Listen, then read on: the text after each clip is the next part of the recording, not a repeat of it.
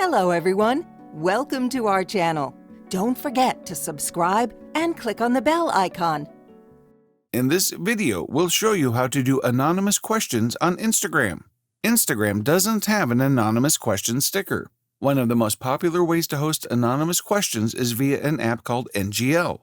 Let's get started. Open the NGL app and tap Get Questions. Enter your Instagram handle when prompted. Tap Done. NGL will automatically generate an anonymous message link. Tap the Copy Link button, then open your Instagram app. Tap on the plus icon to add a story. Choose a photo from your smartphone's camera roll. Tap the smiley face icon. Select the link sticker, then drop in your URL. Tap Done. Now post your story. Your followers will then view your story and select its NGL link to send you an anonymous message. This is how we can use this feature.